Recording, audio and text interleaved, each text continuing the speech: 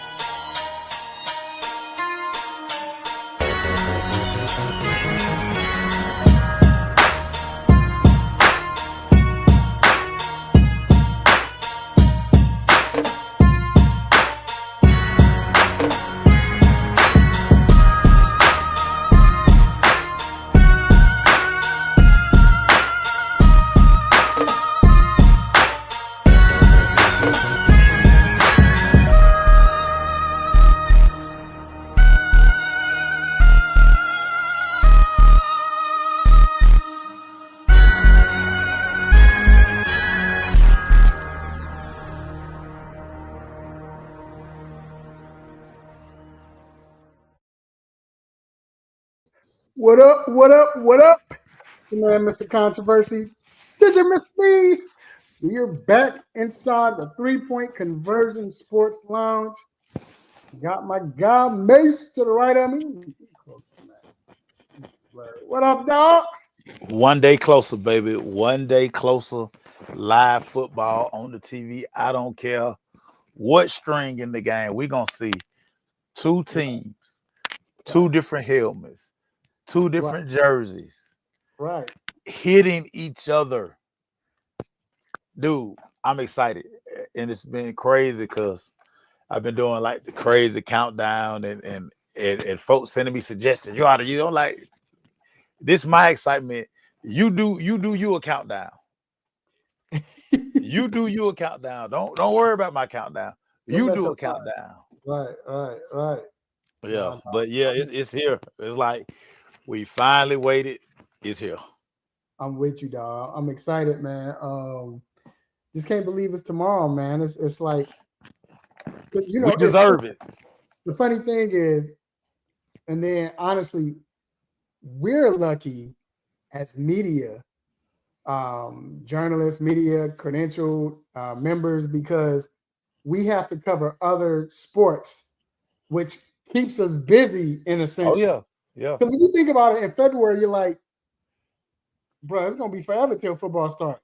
Yeah. Well, if you're busy covering the WNBA, MLB, Hawks, NBA, by the time all that's done, you look up, and it's like, it's right here. So what's crazy is football is so year-round because immediately after the Super Bowl, you had to start getting ready for the draft. Right. Exactly. So you got the combine. Then you have the draft. And then you got mini camps of OTAs. And like you said, you got all the other things going on. And then before you know it, it's time to go to training camp. Yep. What a time. What a time. So it's here. I'm like you. I've always been. I don't care what games it is. You know, now if I'm not at home, now the first preseason game, I'm at home watching it like it's a Super Bowl. But let's say the second and third game, if I'm not at home, okay. But if I'm at home, I'm watching the game. Like I'm watching. Don't let my Bears play. I'm definitely watching the game. So yeah, I'm with you, man. But hey, man, we here. We finally here. And there's other news in sports. Not really, but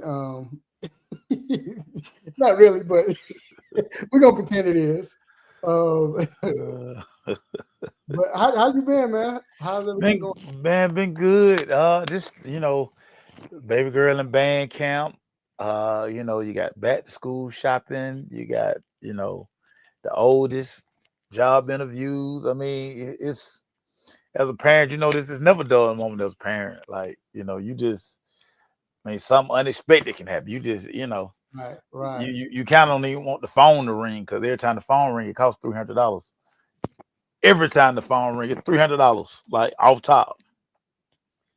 See, my girl's the baby's 5th grade. I'm still digging elementary, 5th grade, and then I got a sophomore in high school. But it still costs some money. I had to take him shopping yesterday. My daughter, right before I got on, Daddy, after you get done with the show, can you buy this?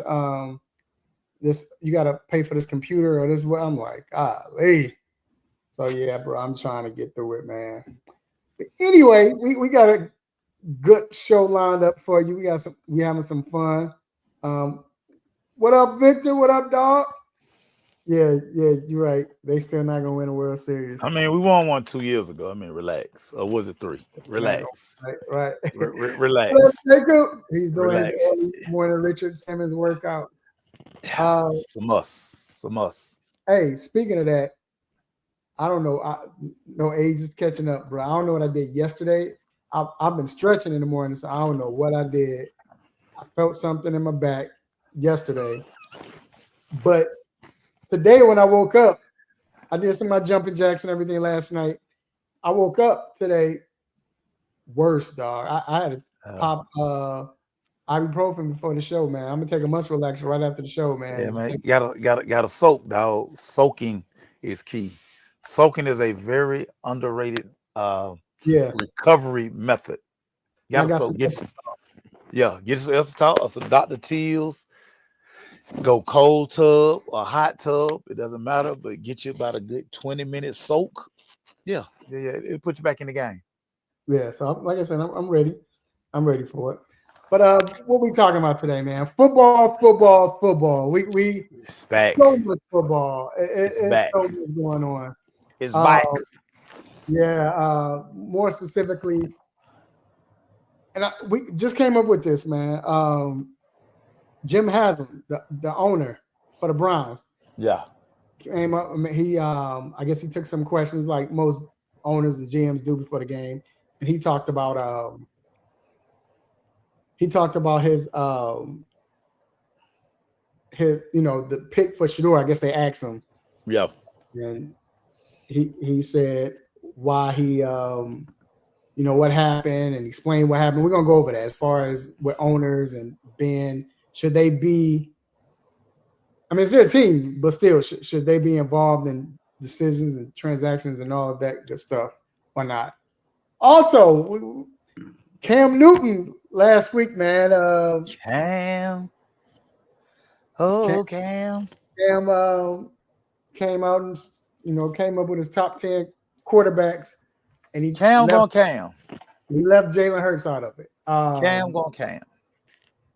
So, of course, he caught a lot of flag, and we got to talk about that. But not just that, we're going to come up with a top 10, our own top 10, and we're going to put them together, and we're going to try to agree and make a top 10. And it's the top 10 quarterbacks heading into 2020. Right. Not lifetime achievement awards. Yeah, or today. He only played 2 years. It don't matter. Yeah. We're heading into this season. That's what I hate when people do that. He only played 1 year. Okay. But anyway, that's what we're doing. Also, man, the training camp news, man, I got to give y'all a report of Falcons. We got to talk about the Falcons. But then also, training camp is buzzing. A lot of stories going around. We're going to talk about our favorite stories and teams who are most interesting at this point. And like I said, we're going to have some fun. Jacob, I'm pushing through it, man. You see I'm doing it, bro. You should have seen me earlier today. I was like an old man for real. Hurting. But I'm good, dog. Put me in the game, coach. Let me play, coach. Let me play. Hey, are you hurt? Are you injured or you hurt? Are you injured or you hurt? Yeah, it's a difference. Right. And then we got to talk about Christian Wilkins.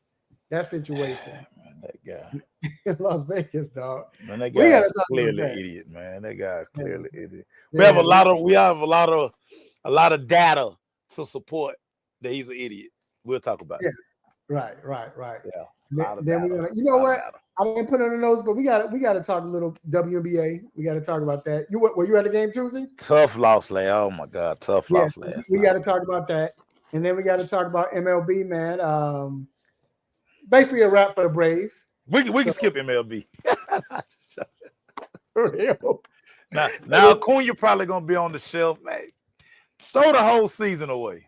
Just give it up, dog. Throw the season away. Again. Let's just do it. 3 years running. 3 years running. And then we got quick hits, stop it segment. So please let your family and friends listen to the show and watch the show. Go to the 3 Point Conversion Facebook page and the 3 Point Conversion YouTube channel where it's streaming live. And it's time to get to these quick hits. Let's get it. And first off, Mace, quite interesting. Gilbert Arenas was arrested on charges of illegal poker games. He is officially charged with 1 count of conspiracy to operate an illegal gambling business, 1 count of operating a gambling business, and 1 count of making false statements to federal investigators. He will be in court on Wednesday, his first court appearance. I'm gonna do a no look to you. Your thoughts? When will these guys learn? When will these guys learn? If you're gonna do any illegal gambling, you gotta report them earnings, my guy. You gotta report the earnings and see again. This is where you gotta know who in your circle. You gotta know who at the, this is where that phone. If the Diddy trial did not teach y'all anything, be careful with these phones and the people around you with these phones. Matter of fact, don't have nobody around you with no phone. Don't have nobody around you with a phone. But again, anytime you're doing anything, gambling, you got to pay them people. If they find out you're trying to evade, and this is Gilbert, so it was probably some 6-figure games going on. Oh, yeah. Y'all favorite uncle need his cut. Oh, yeah. Simple. He need his cut. If you can't get him his cut, then he gonna come rain on your parade. Terrible situation for Gilbert. He's one of these guys that he's become very good in the media space. Very good opinions, very entertaining, and here we go. So come on, guys. These guys, I can't stress this enough. These guys always think it'll never happen to them until it happened to them. So that's all they think. That's all. Here you go, Gilbert. Yeah, now the Fed, now the alphabet people finna be all in your business, big dog. Good luck with that. Yeah, you already know that's how it usually happens. Yeah, man, you gotta.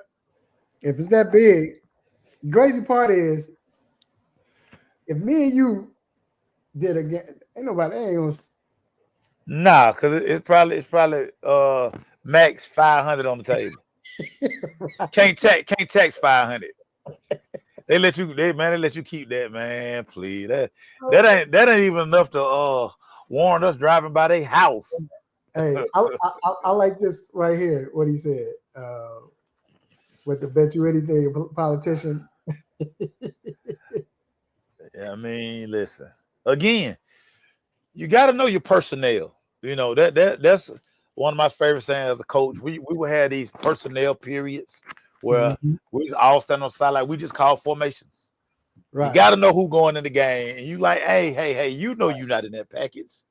You got to know who in your package, Gilbert. Come on, Gilbert. You should only be gambling with the dude that's on your podcast. You can't be inviting all these people in. And Gil got the type of personality where people are like, man, Gil got a poker game, and Gil probably want everybody to like him. Yeah, I'll come by. Not knowing he invited the feds in his house. So good luck with that, Gilbert. Good luck. Good luck. Yeah, man. Moving on. All right. Shannon Sharp will not return to the 4-letter network after he settles with I forgot old girl's name. What old girl? Yeah. With the settlement. Yeah. Mace, it's funny because he vowed and said he's coming back. He didn't vow. That was his publicist. That somebody prepared that statement for Shannon. Shannon had to know. that this was coming. He had to. I mean, he had to know, and see, when you operate in these spaces and you play the big boy game that they're playing, you just got to know. I can't parade you out here and get these sponsors, the tight sponsors. Now we are a Disney company, Mm-hmm. dude. Disney equals happiness, Mm-hmm. not alleged rape. No, it can't be that. You can't, like, how can the president of ESPN go into a board of directors meet and people getting ready to sign these new deals and they like, hey, Shannon Sharp still with y'all, man? Nah, I'm hold that check. And you know what? I understand now. I kind of apologize because what I understand, they probably had a conversation when Stephen A. got on his podcast and was kind of like, I don't know, I'm questioning it. And at first I'm like, come on, dog, you not on your show. Like, that's kind of messed up, Stephen A. But Stephen A. Stephen A. know who write them checks. Right. Yeah. They, Jacob, that's behind the scenes. right. Above board. I mean, we know, I mean, all companies, but above board, again, when you have these shareholders and you have these people who are writing, I mean, can you imagine what a commercial costs on ESPN? You know what I'm saying? Whether it's on the TV side, whether it's on the radio side, dude, we can't have this dude out here. And he had to, again, everybody, if we didn't learn anything from the Diddy trial, pay them folk. You do not want to go to court, because imagine what we find out in Discovery. Yeah. You know, so you go ahead and cut that check, because you still want to be able to walk these streets. You know, you want people looking at you like, Shannon, that what you went to? Because ain't no telling what else we would have found out had he gone to trial. Mm-hmm. So, you know, hey, okay, I'm a freak. This chick was young, blah, blah, blah, blah, blah. Yeah, and that's all we know. That's all we.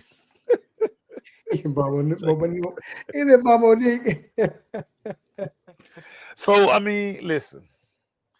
Good news for Shannon. I mean, he still has his club, Shay Shay Media. Mm-hmm. So, I mean, it's nowhere near the money that he was going to make had he, because I mean, you stay at ESPN, he had a new deal, get ready to come up. I'm pretty sure with all the restructuring, he was going to be the face of a lot of different things. So, I mean, now again, you know, him and Ocho and Joe Johnson, you know, then his interviews. I mean, you know, YouTube is a nice shape, but he's going to miss those that checks. ESPN money. He's gonna miss that ESPN money big time. Speaking of that, you said Ocho. You notice, you see, Ocho was on there the other day. I saw that he was on First Take. So that's who they might be looking at, because first of all, everybody love Ocho. Oh yeah. Ocho gonna joke. He's gonna tell the truth, but he's gonna keep it light. He knows how to play the game. Yes. And and again, he learned a tough lesson with their last wife. And ever since then, he's been you know, he like, hey, avoid all drama at all costs. This is my lane. Let me stay in this lane right here. This is my pocket. I'm gonna stay in this pocket, and it worked for Ocho. So I mean, we'll see. We'll see what happens. And shout out to everybody, man, like Victor, Jacob, Crystal, some other cuz. Shout out to Alan and everyone else who's watching, who's on YouTube. Shout out to you all, man. Moving on, and last but not least, a lot of trades, but Yankees beef up their roster by trading for outfielder Austin Slater, and they gave the White Sox in exchange for minor league prospect pitcher Gage Zeal. So, like I always say, White Sox, we're a farm system for the MLB. Yeah, I mean, and it's the White Yankees. Sox team, not our team is a farm system Yeah, for the whole yeah. MLB. Just groom them. Just groom them, and we groom them, and groom 'em. then they give us Yeah. the whack stuff, and we for the whole MLB, Keep man. keep keep building the farm. You keep building the farm. Meanwhile, the Yankees had to make it's the Yankees. They got money to blow. They do think they can make a run. So I mean, let's find a piece that we can add. Yeah. Right. And Crystal, yeah, you're right. They might Ryan Clark, he's been playing. If you notice, he's been smart as of late. So and watching what he say, it's So yeah, so you might have some. What up, Vince? Because these guys again, the YouTube money is good. Mm-hmm. The ESPN check and all of the doors that open. Vance. I mean, listen, guys. Better. Guys know how to walk that line. You can't put yourself. They always say, man, don't do nothing to blow the bag. Don't do nothing to blow the bag. And guys blow the bag every day. Dudes blow the bag every day, B. Every day, B, guys blow the bag. So I before we move on, I guess we're gonna move on. But I wonder one thing about Shannon, though, I will say, between the podcast with Ocho and then his podcast where he's doing the questions, whatever, because of those platforms and the way he conducts those platforms and how he does, he still should make some money. You're gonna be missing that ESPN money, but you still. Yeah, I mean, listen, he's gonna probably be generating, 2-3 milli probably. But Yeah. I mean, 3 million and 50 million, two different things. 4 million and 100 milli. I mean, they two different things. I mean, Vince is gonna be made for me. No, it's not gonna be me because I hate Bristol. It's nothing to do in Bristol, Connecticut. Nothing. Right. So nah. If they let your boy do it via StreamYard, yeah. and plus, I don't like to dress up, so count me out. Right. Count me out. Now we have to have wardrobe. I have to be able to come in some hooping shorts. Yeah. Like a fresh tee. If y'all don't know, Bass was a bad example for me when I first came to the game. Because I looked up to the crush. Him and Glaze, shout out to Emmanuel Glaze, my guy. He almost had me getting in trouble because I'm okay. Oh, we can do that. May showing up in jerseys, hats to the back. Hats to the back, yeah. Yeah, man. Yeah. He just cargo short. So May say he's not lying when he say he don't like to dress up. Nah, not gonna do it. Not gonna do it. So if we going and they be like, here, dress up like, man, count me out, dog. I ain't gonna be there. I ain't gonna be there. Because to me, dressing up is like wearing the home jersey. Like that's the home jersey is like dress up. Away is like casual. So I mean, miss me with that, dog. So yeah, now ESPN, y'all can have it. Y'all can have it. I'm straight. All right, man. So time to move on. Quick hits. It's time to move on to the hot topic. And again, I know we keep talking about this, but it's the hot topic. So this week, might have been the other day, after practice, training camp, practice, Browns owner, got on the platform, took the mic, and they asked him questions. Of course, they asked him about, what up, Marlon? And they asked him about the Shador pick. Did he have anything to do with the Shador pick? How did that happen? How did that come about, or what have you? And he basically said that, this is what he said. He said when it was Friday, it was he wasn't even on the radar. Talking about Shador. Right. He said on Saturday, we end up calling a meeting. Now, listen to word. We end up calling a meeting. We had a meeting, and then we talked to not Haslam, but Andrew Berry, and Andrew Berry, stated that he wanted to get Shador, and we all agreed. Right. And then he said it was ultimately Andrew Berry who made the pick. Who is the GM? Who is the GM? That's his job. But that don't sound right, Mace, because when a GM makes a pick, the owner might be getting a massage. I mean, I shouldn't say that, but he might be playing Possible. It's possible. or what Very have possible. you. What up, Kraft? Or what, doing something. But when it's a meeting with the owner and the GM and the head coach, that don't sound like it was all GM. I'm gonna tell you why. Who made the pick for Deshaun? That wasn't a GM. And boy, I'm glad, boy, you was reading my mind. I'm glad you said that, because that's why Mr. Hassel is like, I can't say nothing about no quarterback. Like, I'm out of that. Y'all see when I said go get this guy and I gave him all this money, I look like the biggest idiot in the world. Mm-hmm. I'm out of any quarterback. I don't care who y'all draft. I don't care who you take. I can't speak on quarterback because I got a guy walking around here that I gave $250 million guaranteed, and he is awful. But he is awful. But I believe I'm with Marlon. Has him lying. Nah, I don't think he lying. Because again, Mace, you're not gonna be in this meeting. If first of all, if Barry made this call, Barry is gonna call the coach and maybe offensive coordinator. Prime example. I'm gonna give you another example. Let's look at the Giants. We saw this on TV. Yeah.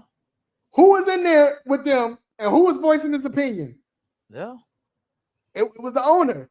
Yeah. Arthur Blank even said the situation with Blank even said basically, I went with the fact that we drafted Penix. Yeah. Yeah. But we all agreed. Yeah.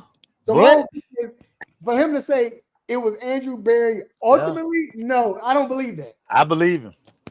I 100%. When I saw this, I say, dude, matter of fact, you shouldn't even, if we talking quarterbacks, you shouldn't even be in the room. You should go down the hall. It's a dude who just got married, who is rehabbing on our dime, who is out here taking pictures of Ferraris. He buying $5 million rings. Dude, we don't want to hear nothing you say, because I'm pretty sure it's people in that organization who didn't want Deshaun.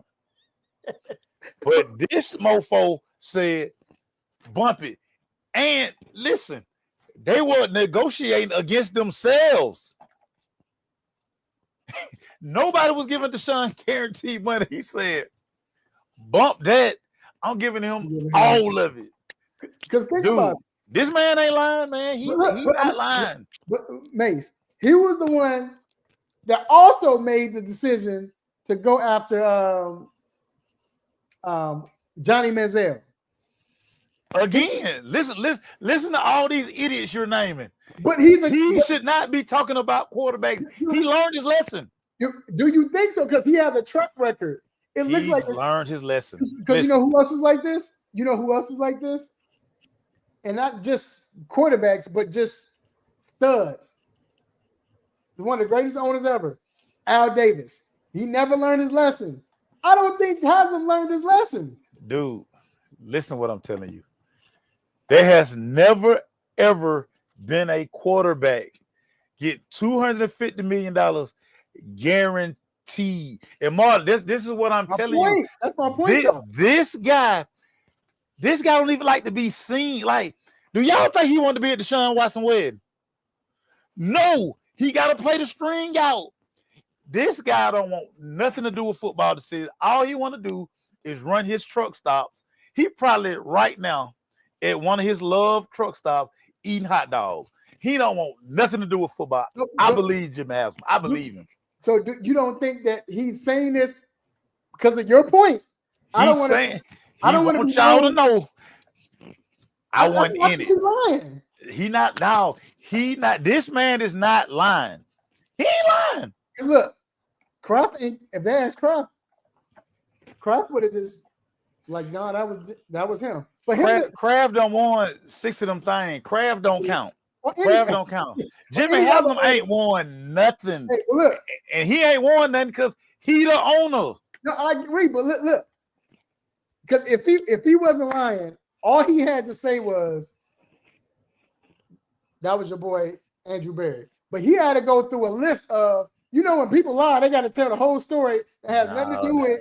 That man ain't lying. He told the whole story from Friday to what happened Saturday in the meeting. Because he telling the story because he wants y'all to know after the Deshaun debacle, I have nothing to do with picking a quarterback. Dude, we've had 75 quarterbacks since Tim Couch.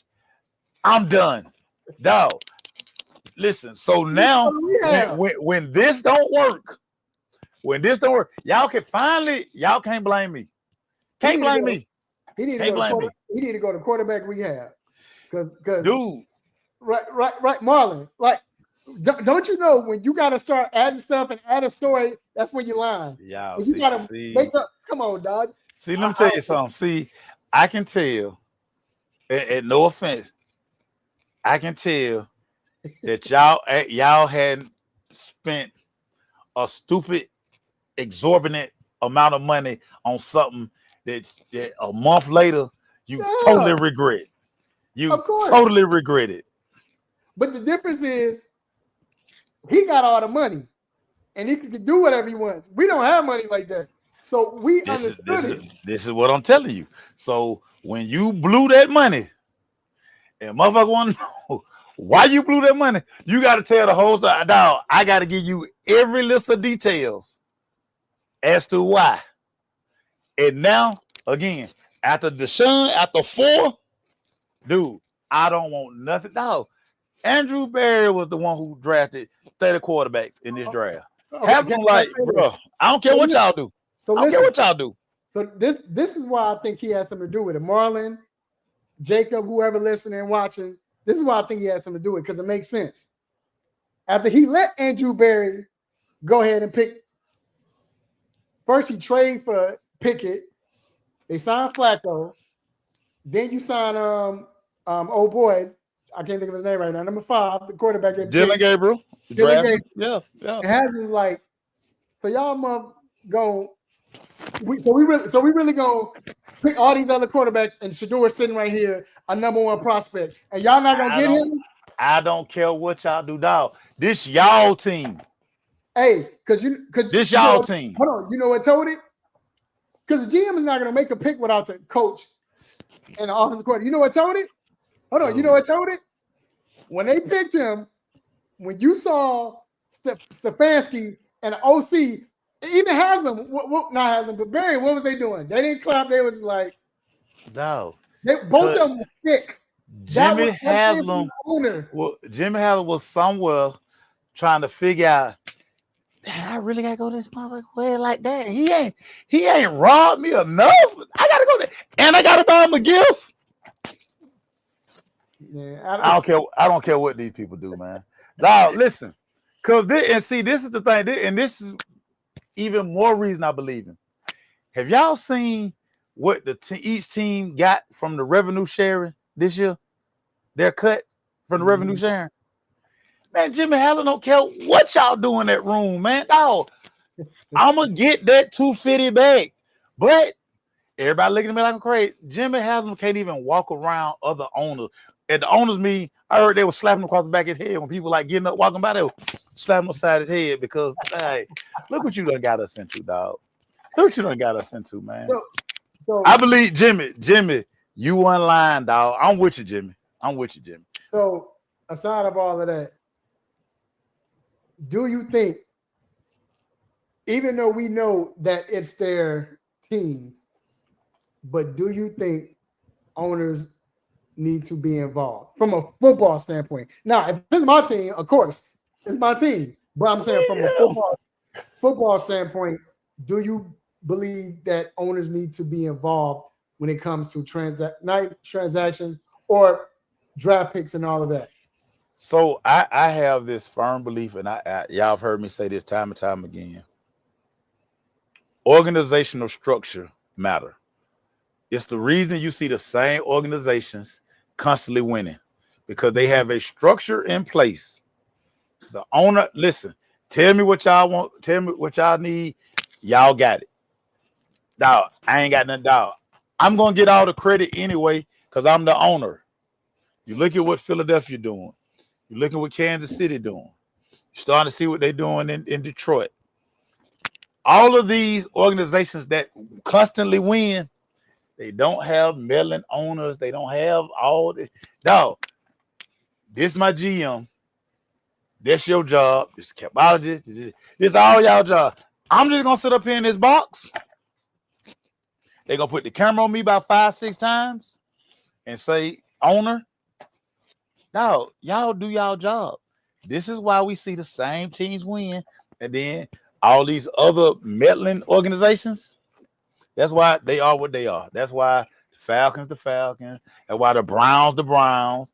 That's why all these other teams are what they are and aren't gonna sniff a Super Bowl or a deep run because they don't have organizational structure. The structure of your organization truly matters. Because I feel like with the owners, they should say, okay, this is what we're doing. The structure is we're not drafting these type of players. We're not drafting players that get in trouble, or we're not going after anything that could humiliate or basically just make the organization look horrible. We're not drafting those players. Now after that, now it goes from the vice president to the GM to the y'all decide on who y'all want to go. But I believe, like the Steelers, we're not drafting these type of players. The Patriots, we're not drafting these type of players or whatever. They set the rules, but I don't think they should be involved. No, you get him, you get this. Like you said, Dallas Cowboys, that's Falcons, all of them. They're into it, and sometimes because who too involved. Be honest. What job that the owner of the whole company, and we talking about $1 billion establishment, and the owner tells you, no, I don't think we should get him. What's gonna make you say, no, I think we should? You're not trying to lose your job. Only person I know who did that I believe did it. I promise when I get a chance to talk to Terry, because Terry cool. Terry talk to everybody. I want to tell him. I believe Terry did that. I believe Terry, like I said, I believe Terry made that pick. He let him know. And, hey, that's different. I believe. Yeah. But honestly, no one's gonna tell their boss, "Nah, I don't. You wrong. Nah, you tripping. You tripping, Arthur. You tripping, dog. You tripping. Who's gonna tell their owner that? Well, Belichick told Kraft that for a long time. Belichick the only one, but that's why they win. I'm talking about. And the retailer Lamar Hunt and Andy Reid run that team. Right. Andy Reid run that organization. You know what I'm saying? So it's like the winning organizations, they have a structure, and it works. Mm-hmm. Like I say, I can remember when when I worked for a sports agency, and your players, when you're trying to sell your players, you're trying to find out where they slide at, what teams think about them, and are they even is said player even on the team's board? And some of the responses you would get, and like I say, the winning organizations, you kind of knew who to talk to. Losing organizations, I mean, you get 8 different answers, unless you know that it's no structure in there. He could go there, could not. This team said, hell no. So just scratch that area code off. We're not going there because they don't play the radio with these. This is what they looking for at every position. Yeah. So that's what it is. So we'll see, man. Also in the news, your boy Cam Newton Shout out to Cam, man. Cam almost fell off his brick boot camp last week. Shout out to Cam. Oh man. And he brought Peggy with him.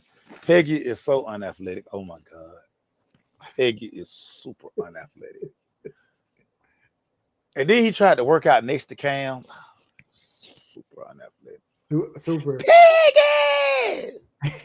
What's good, boo? It's so lame. So lame. He on the show, he came up with his top 10 and he left Jalen Hurts off of it. Right. Of course, Ryan Clark said, and Ryan Clark didn't really go in on it. He was just making a point. Like, I don't think Ryan Clark said anything wrong. Whatever they started going on, what Cam came after him afterward.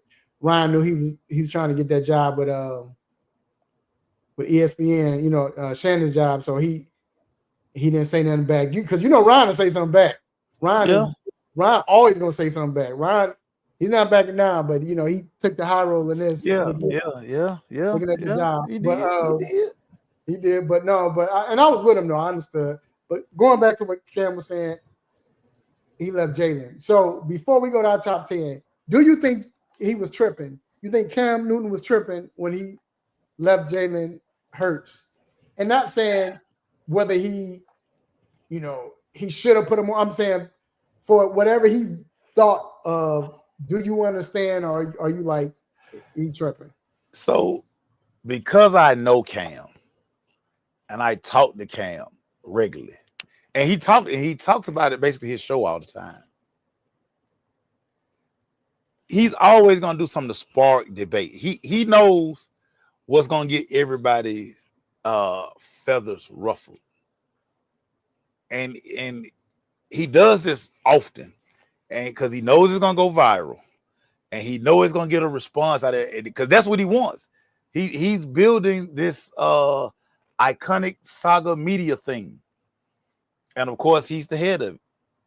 So he's always gonna say something. Now, in my heart of hearts, I think Cam knows that Jalen is a top 10 quarterback, but the things he said, it was almost like backhanded compliment / well, hey, anybody could quarterback that system if you got this, and this, which is still not true, because we've seen guys have this, and this, and still couldn't get it done.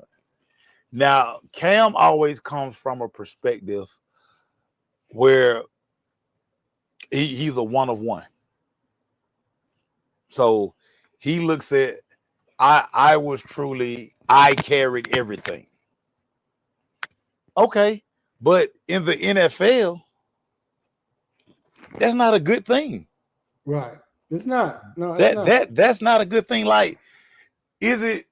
And I think this is where we get, and it goes back to organizations. Is it Jalen's fault he plays for an organization that understands how to build a football team? They understand when to pay guys, when they draft, they're always thinking 3-4 years ahead. They know a guy getting ready to retire. They've already drafted his replacement. 2 years, he's the starter. They're playing chess in the NFL. Whereas what Cam was in Carolina, it was Cam. Cam was at Auburn. It was Cam. There was one other NFL guy on that team at Auburn. Cam carried him. That 2015 season, it was Cam. I know the receivers because, I just know football. But people just can't name the receivers that was on that team that Cam carried to the Super Bowl. So I think a lot of times Cam looks at it like, nobody could do what I did. Okay. But Cam, Jalen is going to be forever in a different conversation than you. For better or worse. Because we've created this culture now where y'all base everything on rings. We in the ring culture, right? Gotta have a ring.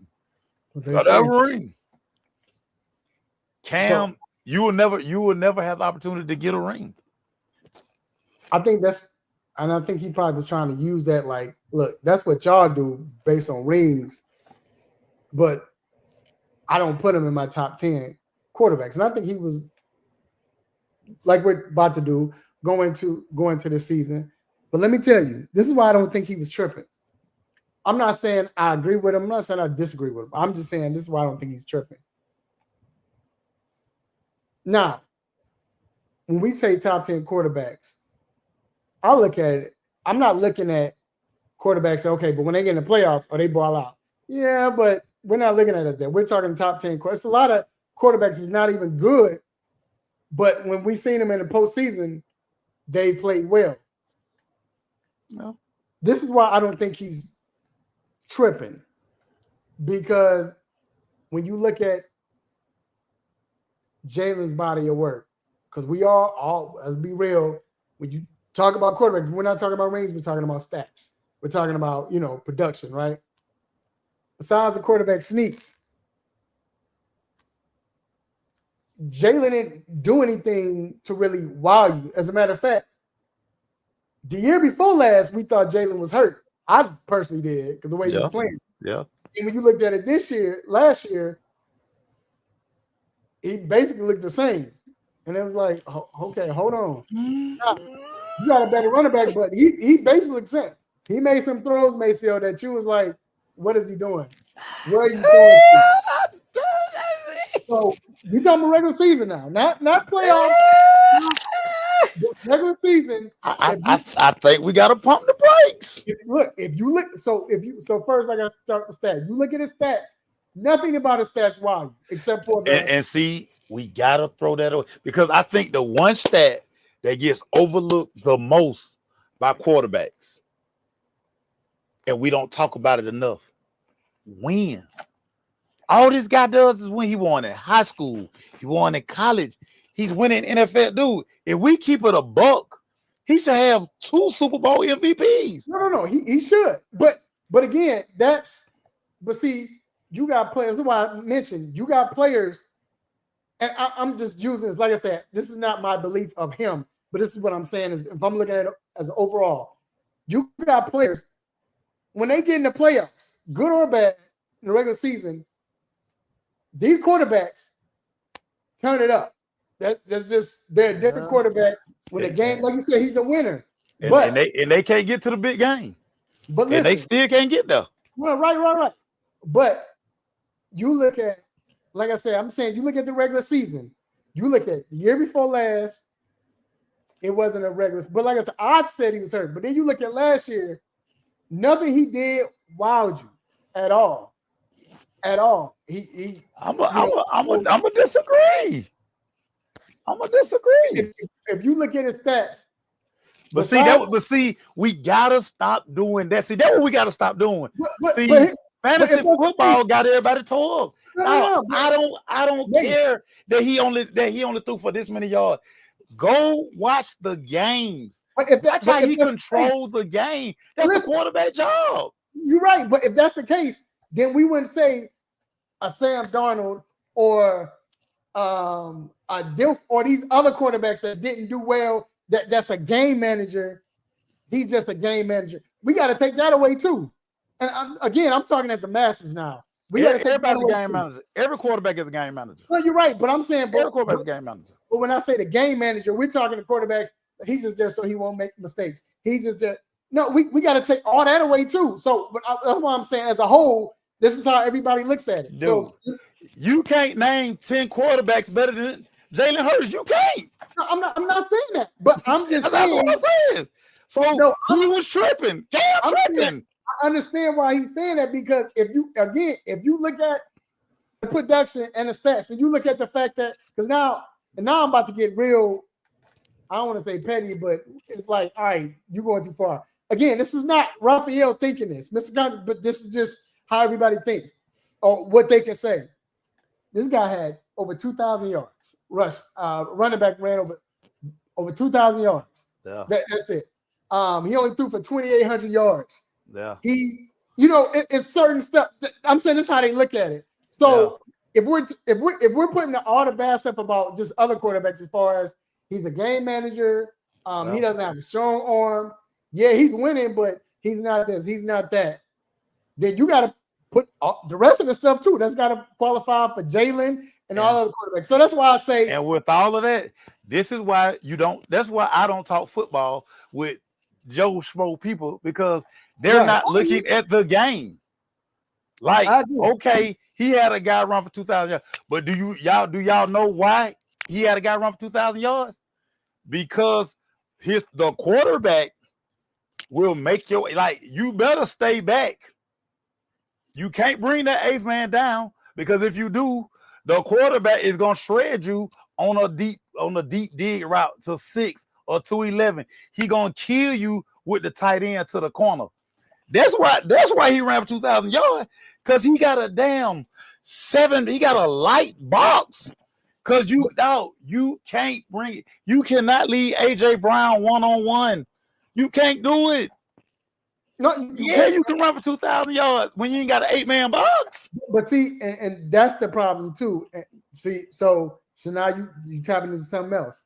Like I said, I'm just putting out what these people and think. Y'all still can't. You can't name 10 quarterbacks better than Jalen Hurts. You can't do it. Listen to what you just said. You can't name 10. No, listen to what you said. You have AJ Brown right here. You have Devontae. You got Devontae, but somebody got to get them the ball.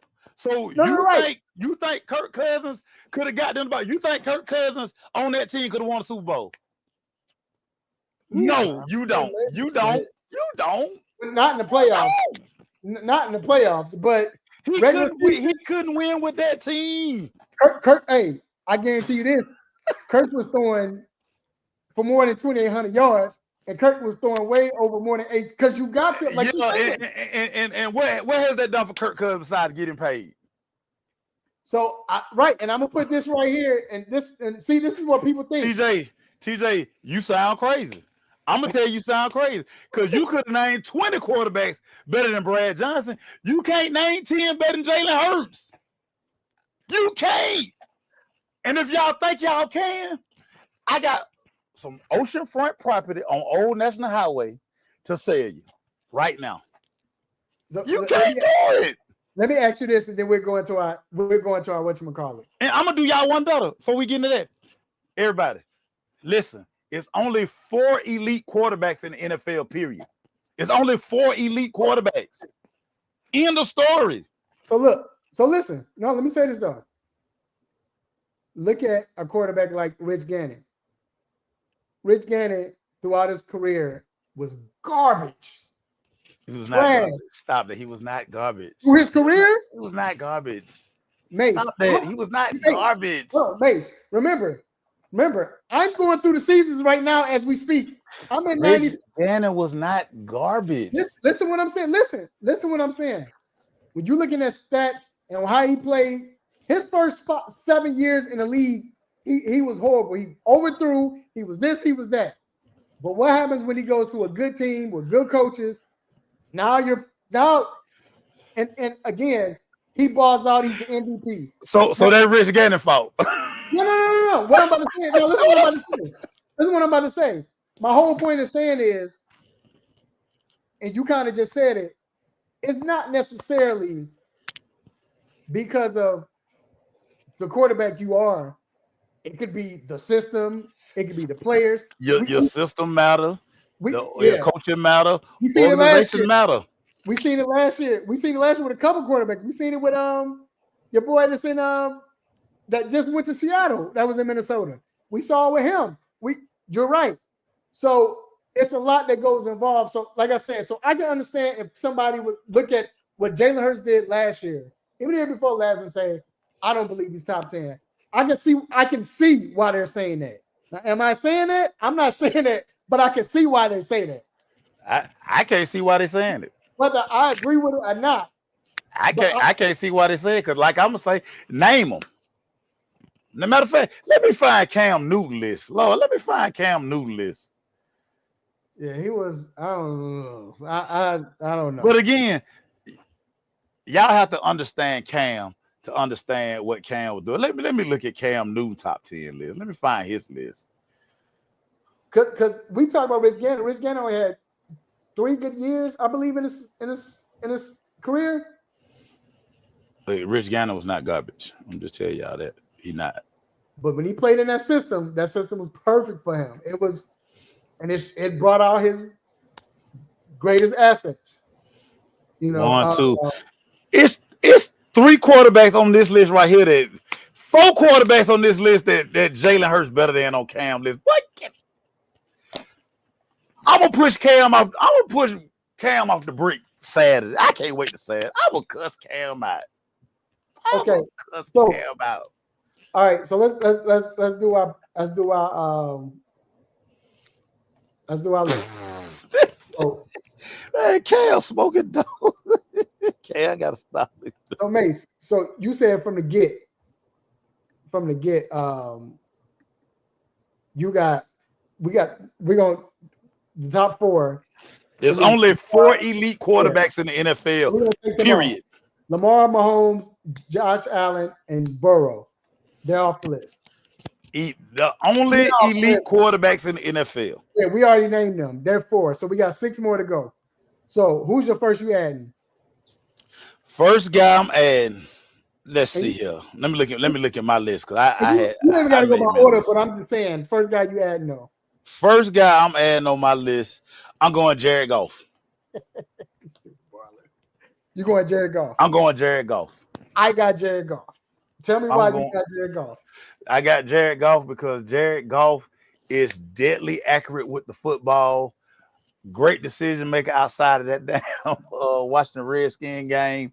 But I've always, even when he was in college, I could see the way he processes. He's been in 2 different offenses, and you can't tell. Like, he didn't skip a beat from the time he left LA to when he walked into Detroit. You could see that, okay, once they get blah, blah, blah, blah, he's going to be fine. Love the way he throws the football. I think his arm is stronger than what a lot of people give him credit for. And he processes. I just love the way he processed the game. Outside of that Washington Redskin game, I think that fine wife here. That's neither nor. But yeah, Jared Goff is like, Jared Goff is about my list. Yeah. Okay, so and I got him too. And I will say this about Goff. When he was in LA, I was like, his accuracy stood out to me, like the tight throws he can make. And I ain't talking about just throwing bullets either, but and it'd be like perfect in between 2 players over the shoulder. The only reason why McVay let him go because McVay wanted a strong arm quarterback. He wanted that gunslinger type, and that's all he wanted. He felt like this is what's going to win in my system. That's why he went after Stafford. Okay, so but I got him on mine. All right, so my player that I'm putting on. So we got Goff. So we both agree. So we're gonna put him on the list, and we're agreeing. So we're gonna come up with a list together. So we're agreeing with our list, and we're gonna put our list together and make it work. We might have the same people. I'm gonna put.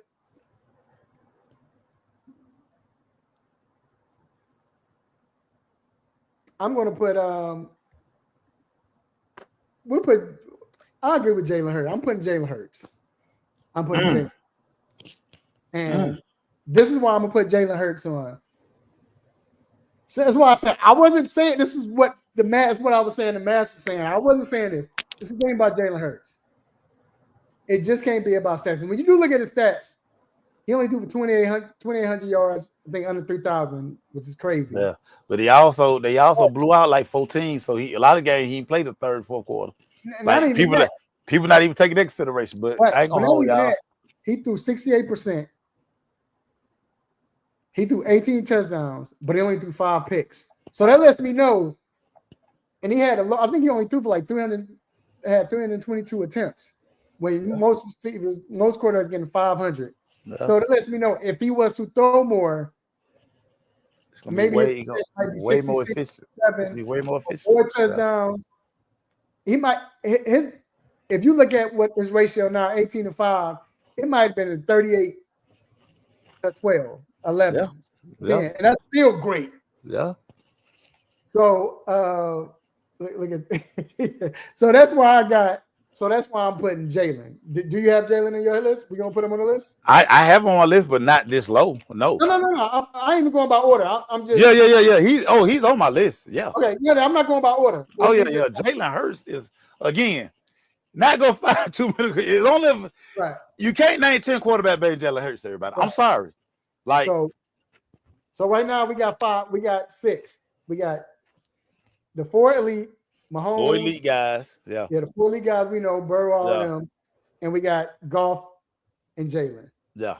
Who's the other guy you want to throw in next? I'm gonna throw in a guy who I've been beating him up, but he got a real coach now. He had the dumbest coach in the NFL for his first 3 to 4 seasons in the league. I'm gonna go throw Justin Herbert in there. Okay. I'm gonna put my dude in there. He's getting coached much better now because he has a quote unquote quarterback whisperer and Coach Harbaugh. Brandon Staley just was awful.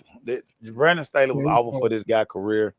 We sat down with a couple of Charger players and they gave us a lot of backstory that we can't talk about, but we did air part of it. And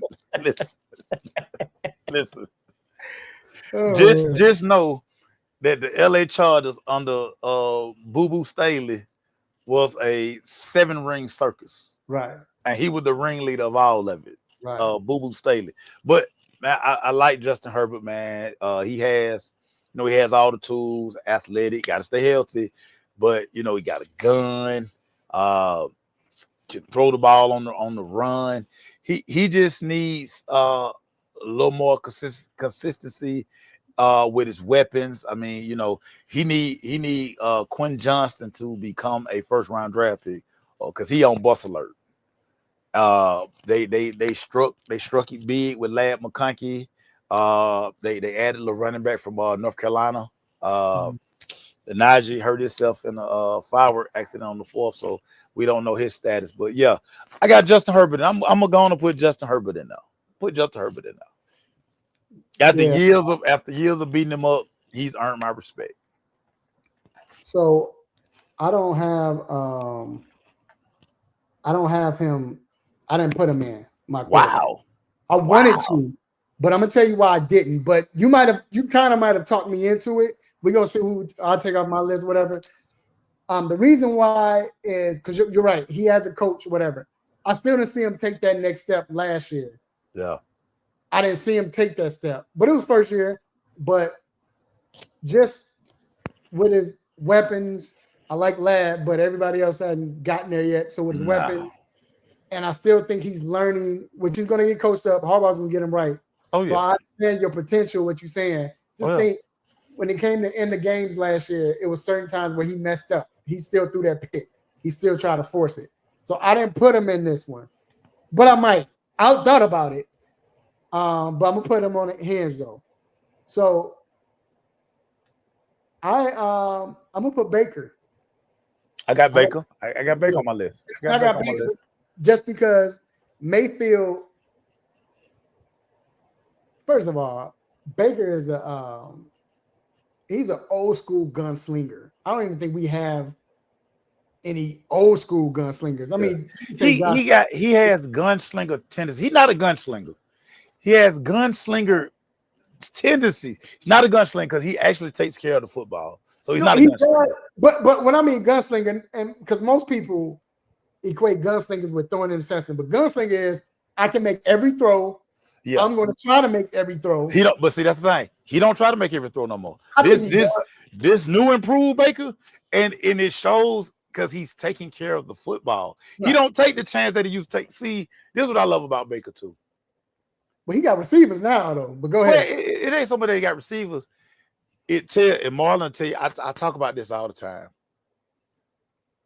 It takes a guy to get benched.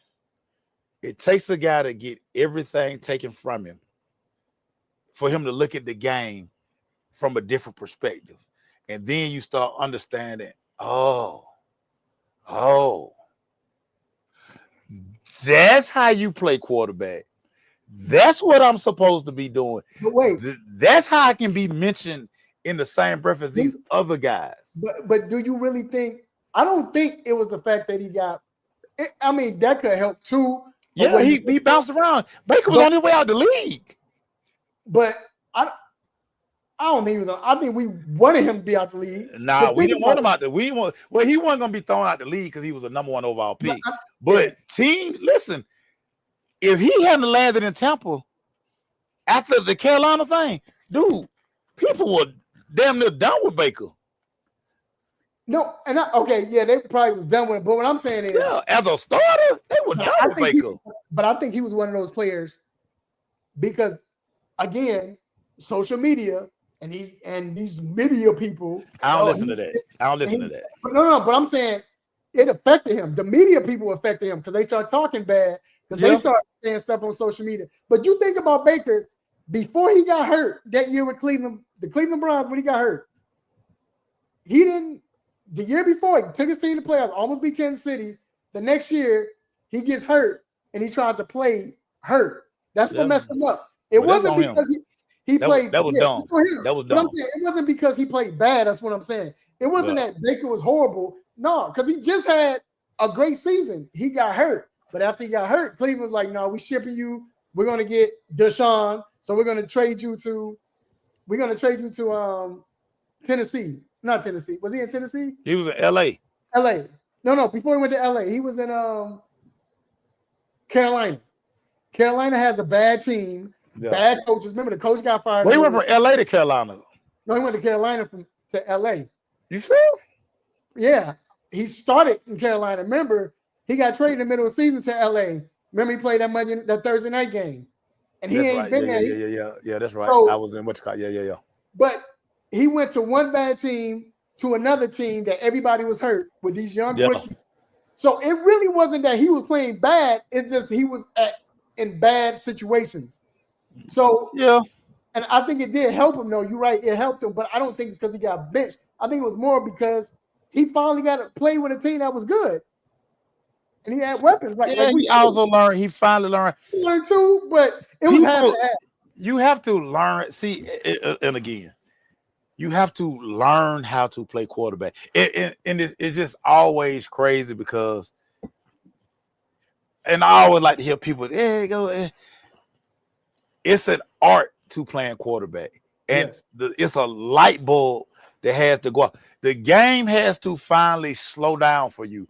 If you ask every quarterback, everybody has that aha moment where it finally makes sense. Now all of a sudden, where them coverages fooled you, now they don't fool you no more because now you can see it, or now you understand the rotations but every quarterback had to get to that point, and that's why you see quarterbacks they had kind of like that roller coaster ride because it's like I think I see it, oh no, I still don't see it until you just get true mastery, and also true mastery comes from being in the same system.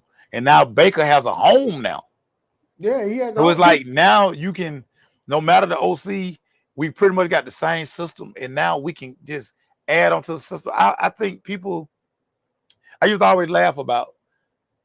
People never gave Brady like one of the things that was. Now he was in the same system for 20 freaking years. Well, I wouldn't say system. He was under the same coach. But it was the same system. It was still the same system. No, they had different offensive sets. But it was the same system. It was Brady throwing this. Only time his system was different when he had Randy Moss. And that was just for 3 seasons. No, because the first year it was different because they didn't trust him. Right, but it was just check down after check down. Charlie Weiss and your boy, that's how your boy got it. He got his offer from Charlie Weiss. But remember, the year before Weiss really blew up, remember, they was going 5 wide when they had Branch, they had Gibbons, and they was going 5 wide. He was killing them, threatening them, but they didn't win. Then they went, all right, that's when I think they start condensing it, like, all right, let's do it like this. And they switched. That's when Weiss. But it was the same offense. That's what I'm telling you. It was the same offense, just different weapons. Now we throwing screens. Now it went from Edelman, what was the Amendola, to Edelman. And then, like I said, you had the Moss years where we just chunking this man. Like, I don't give a damn what y'all talking about. We chunking it. Now we got to go back, and now we got the tight ends. I got Hernandez and Gronk. I don't remember Hernandez. I don't remember. I guess because he gets a thug. But yeah, but he was in the he walked in the building every year. But he knew what was going on. He knew what was going on, as opposed to guys like, oh Lord, they're gonna bring another dude in. Lord, they got another dude. I'm gonna bring this up. But because of what I was saying, that I just felt like he was in bad situations after that, because that was your boy Haslam. Let's get rid of Baker. We're gonna get Deshaun. They got rid of Baker. When you were like Marlon said, they were a defensive player away from beating the Chiefs. But that's why when he went to Tampa, I told y'all Tampa's gonna win a division and he's gonna throw for this and this and that. And y'all clown me for that. Well, only because the Falcons went to bed. I mean, no, Falcons went to bed. Falcons went to bed. Falcons was 6-3 November 3rd. Y'all stop. No. The year before that. Remember the year before that, Falcons weren't even good. Right. Yeah, Falcons. Nobody was good in the South. The South is terrible. Stop that. The South is terrible. The South is terrible. Stop. But either way, like I said, I knew he was gonna have a good season. Yeah, the South is one team playoff division. Okay, so we agree. We agree on we agree on that, right? So we agree on yeah. I got Bacon though. We got what's the name on the fence. Okay. Who's your next guy? Now, hey, it's interesting, right? Because I really didn't want to put this guy in there, but I was like, yeah, kind of got to, because I mean, all he does is win games and put his team in a position. Matthew Stafford. Oh, Stafford. Ooh, I didn't put him on. I got to put Matthew Stafford in there. I last year, I mean, Puka was hurt, but last year, I thought you started to see the decline in Stafford. I saw, now in the playoffs, he stepped up. Okay. But again, players get up. But to me, Stafford looked old. Stafford, it just didn't look like he had it. So, and I feel like going into this year, I just feel like he got weapons.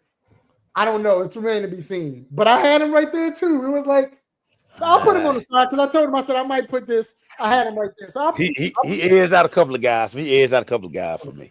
Okay, but I ain't mad at you. But it was like it felt like now he's reverted to, let me get through this season and let me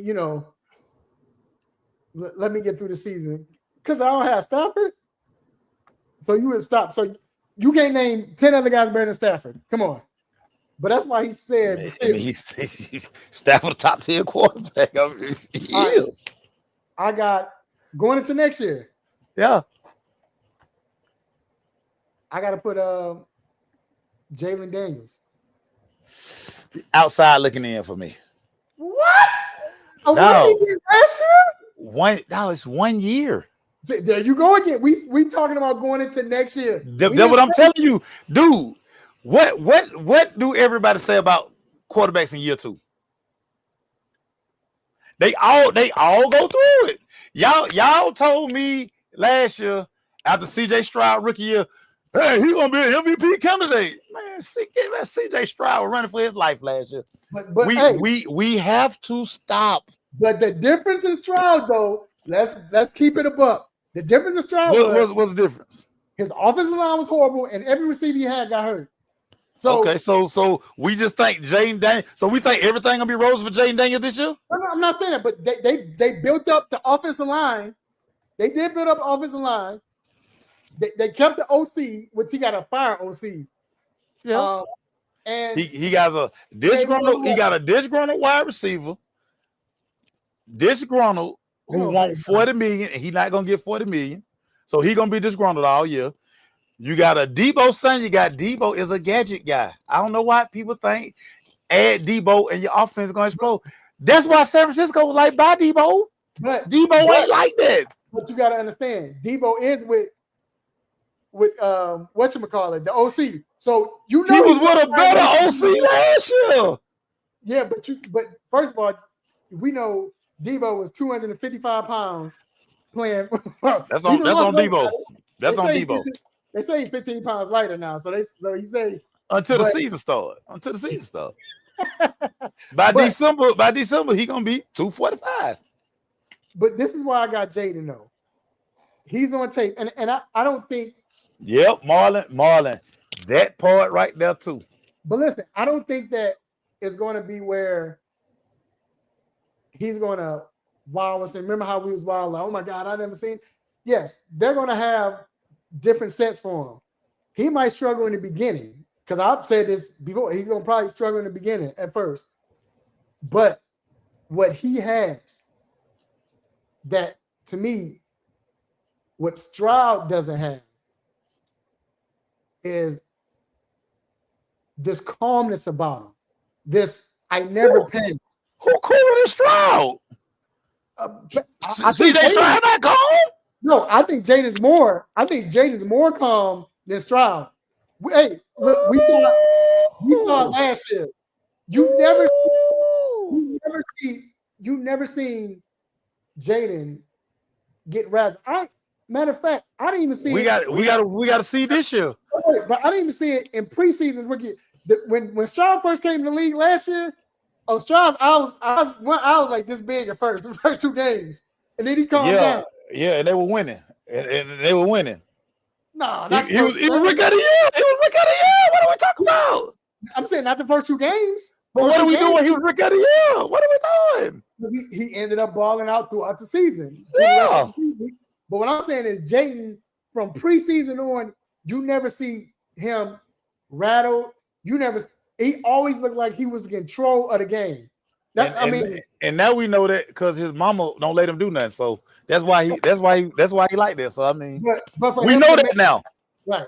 But for him to make the throws that he throws. And now everybody in the business. So I mean, that's a no for me. He on the outside looking into my top 10. I got Jaden going. Yeah. Jaden, to me, the way Jaden played, the way he played last year, and I'm not even going about stats, but the way he played last year, he looked more comfortable and better than some of these vets that we even have in the top 10. He looked more comfortable than Matthew Stafford last year. He looked better than Matthew Stafford last year. He also had his number 1 wide receiver who is disgruntled this year. Did I mention he's disgruntled? And he's not going to play unless he gets $40 million? No, he showed up at training camp. He just showed up. So he don't get the $50K fine. He not practicing. He rehabbing on an injury. He said that happened last year. That man is like, if y'all don't pay me, you know what that means though? Top 5 money. I was gonna say what that means is they still working this out. They gonna work it out. That's what that means. That man won't CD Lamb them money.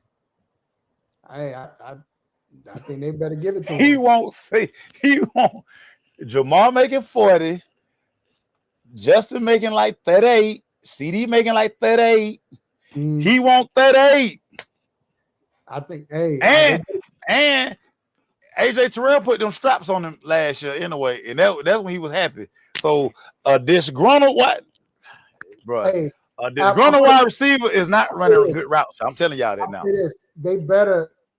They smart if they pay him because now you got this quarterback. He need a number 1. You gotta. Hey, y'all say that what Debo there for? That's what y'all say.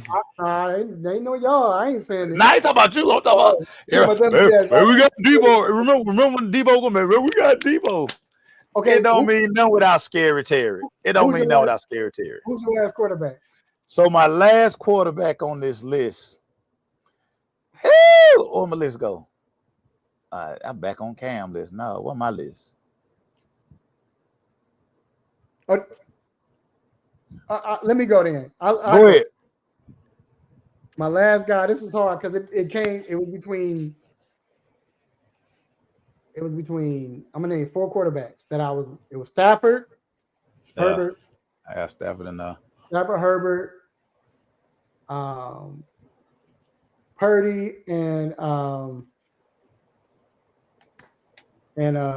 I gotta go back to my list now. I just found my list. I got Brock Purdy. Little man in Arizona. What's little man in Arizona? Kyler Murray. Stop. I'm with you. I pick Purdy. I got Brock Purdy. I got Brock Purdy. Yeah, I got Brock Purdy. Yeah. I mean, Purdy dealt with a lot of injuries last year. I mean, every wide receiver and tight end was injured. You know how that go. His tight end gonna be injured 4 games. Debo gonna be out 4 or 5 games. Ayuk was out 11 games. So yeah, I got Purdy. Purdy, the way he plays, he's just real smooth, cool, make every throw you need. And to me, that was my point. When we talk about, they always hate on guys like him. He wins, but they hate on him. You know what I'm saying? Well, they hate on him because he's gonna always be viewed as Mr. Irrelevant, 7th round draft, and all that stuff. Team. He played with it, but that's what I was saying with what I was saying about Jalen at first, because you can say all those same things except irrelevant. He's plays on a good teams. He's a game manager. You know, that's why I was saying what I was saying. Like I said, not that I believe it, but that's the talk. They say that about Purdy, but I got Purdy in my top 10, so I'm with you. So, bruh, we're going to take – so you got 2 players that I don't have. You got to take one of my players, dog. Why you take one of your players? Oh, wait. 1, 2, 3, 4, 5, 6, 7, 8, 9, 10. So either who did you – so you had – we got Lamar, Mahomes, Allen, Burrow. Oh, the last one I didn't put in was Dak. I got Dak. I got Dak over Herbert. I got Dak over Herbert. What has Herbert done that Dak has done? Dak ain't nothing, man. See, Dak owner threw him under the bus the other day. That's a hate. You got that hate. See, that's do not have hate in my heart. Dak is a top 15. Dak Prescott is not a top 10 quarterback. Stop. Dak Prescott. What is Dak? What is Herbert? Dak is not a top 10 quarterback. Stop that. You are bugging. What makes you think Herbert is a better quarterback than Dak? What? Herbert has a better arm than Dak. He's more athletic than Dak. He's coached better than Dak. Hey, Dak is a top 15 quarterback, dog. Dak should not be the highest paid quarterback in the NFL. I can name 8 quarterbacks in the NFL that's not in our top 10 that you just described, talking about better arm and more athletic. But we turn on when it comes to playing the quarterback position, what happens? Justin Herbert plays the quarterback position better than Dak Prescott. No, you bugging. He does. You bugging. Bro, you are bugging now. Go to your page and post, is Dak Prescott a top 10 quarterback, and watch the responses you get. Oh, because people don't like he's a Dallas Cowboy. You know how they you was a fan. You know how they treat him. I'm not a Dallas Cowboy fan. I don't know. I don't know. You know what you knew. But even when I was a Dallas Cowboy fan, Dak was not a top 10 quarterback. He wasn't. You bugging, dog. He wasn't. Okay. Hold on. Okay, I gotta pull up the stats now. Matter of fact. Here you go with the stats. We know he got stats. We know. So what you're saying, he does not play the quarterback position better than Justin Herbert. Give me Justin Herbert over Dak Prescott. Herbert played the quarterback position great. Herbert just was good because he had Dak don't play the quarterback position great. Huh? Dak has played the quarterback position great. Way better than Herbert. Oh, okay. I mean, hey, one man's opinion. Come on, Mace. Honestly, you think Herbert has played the quarterback position better than Dak? The years that Herbert's been in the league, he's played. Marlon. First of all, the Cowboys ain't gonna make like. What are y'all drinking? Have y'all seen what's been going on at the Cowboy camp every day? Them dudes are doing everything but football stuff. Man, Brian Schottenheimer is gonna be one and done. So one and done. Again, you gotta pick one. You gotta pick one player, either Dak or Jayden. Who you picking? Give me Jay. Give me Jay. Yeah. Y'all, man, Dak got y'all Oh, fooled. man. Just because Oh, Dak makes $60 million do not make Dak a top 10 quarterback. Get out of here. dog. Get out of I here, think- man. Oh my God. All right, man. I can't believe that, but we're gonna end it like Yeah, I'm just saying, no, he died. Listen, oh man. all Hey, right, y'all take Dak. And like Dak owner said, man. Listen, we gave a guy $60 million and he only play half. Throw him under the bus, Jerry. yeah, it's funny. Jerry even made he gave that man $60 million. Yeah, that's Jerry the one that did it. He did. And Jerry, you got now because you're a terrible organization. You have to always reset the market because you have to get these guys deals. Whenever you don't trade a guy, like I don't know why you're tripping about paying Parsons. Now you're gonna give Parsons $42 million. You got to. You got to give it to him. And if you say you franchise him. Next year you got to give him 46. You got to give it to him. Pay him. You got to give it to him. Pay him. You got to. Just because if you were smaller, you would have traded him and got you 2 ones. But I ain't gonna hold you, Jerry. That's the Cowboys' problem. That's the Cowboy problem. That's not my problem. So the mic, right? Go right. Rams. Go Rams. Right, Marlon. Ram gang. Ram All right, gang. man. So real quick, we got more football to come up, but right now it is time for the most infamous, the most famous. Stop it. Segment. Let's get it. I got a quick stop it, man. Quick. Nothing harmful, but I got to give it to Tua. Tua came out and said, yeah, if it was up to me, yeah, I felt like I should be out there. I would love to play. I'd love to take snaps in preseason. That's what he said, dog. He said, I heard it. I would love to take snaps in preseason. I heard Stop it. Yeah, I heard it. Stop it.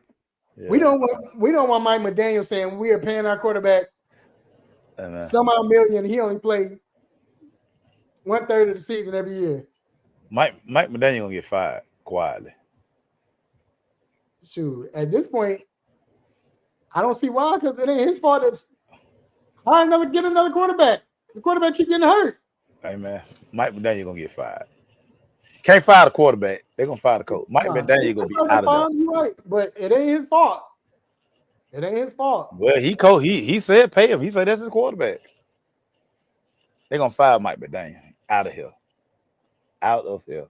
What's to stop it, Mace? Yeah, listen. I know it's gonna seem like I'm piling on this guy because he at this point he in my Stop It Hall of Fame. Antonio Brown. Stop it, Antonio Brown. Like Antonio Brown. I didn't want to put it up until you said something because I knew you was going there. Yeah. I went to wait. Antonio Brown, like that dude, man. Antonio Brown. You can't be worried about who prime day. And then you can't throw on the butt the man ain't got no bladder and no toes. Like, you ain't got no brain, Antonio Brown. Wait, is he dating Carucci? Yeah. So I saw some, and I didn't know. You know, it had been rumored way before. Somebody came out and said like that's his goddaughter. No, they date. It's been in the works for a while. So yeah. Stop it. So, somebody get us up. Stop Antonio, it. though. Yeah, Antonio Brown. Stop it, Antonio Brown. Stop it. I saw that, and I'm like, Stop it. Stop it.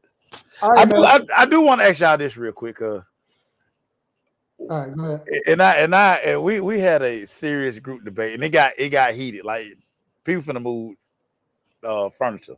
So I'm just gonna ask the gang: is Carucci a dime? Is Carucci a 10? I don't think she a dime. She a cutie. She ain't no dime to me. Yeah, I'm just like, you know. No disrespect to her, but right. we somebody in the group chat was like, Yeah, I mean that, but she not a dime. And one dude just went crazy. Yeah, I think she's a cutie. She's super cute. She's beautiful. Yeah, she's pretty, but I don't think she a dime. Like Yeah, man. but she do have this sex appeal about her. Though. I do love that. Her sex She appeal, does. She does. but But she's no like, dime. like I ain't. Yeah, I'm not even following her on Instagram.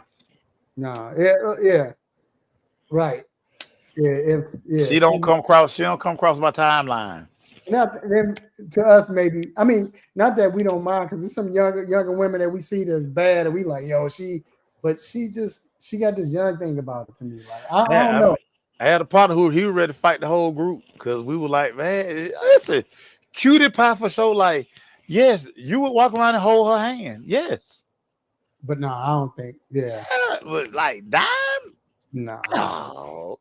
No, y'all. But I mean, All right. hold you. So look, let's get to this NFL. Let's get back to this NFL training camp, and let me talk about the Falcons for a minute because this is what I'm saying. Your boy Pierce up there raising hell. So we'll start with that first. He's been a breath of fresh air, I believe, for the defense. I'm gonna tell you why. Last year, Mace, when they played and during training camp, it was no scuffles at all. But that was part of Ra. That was Ra. Ra had him as a family. Their family's cool, but the team had no grit, and you saw that during the season. They was close as a mug, which is good. You want your team to be close.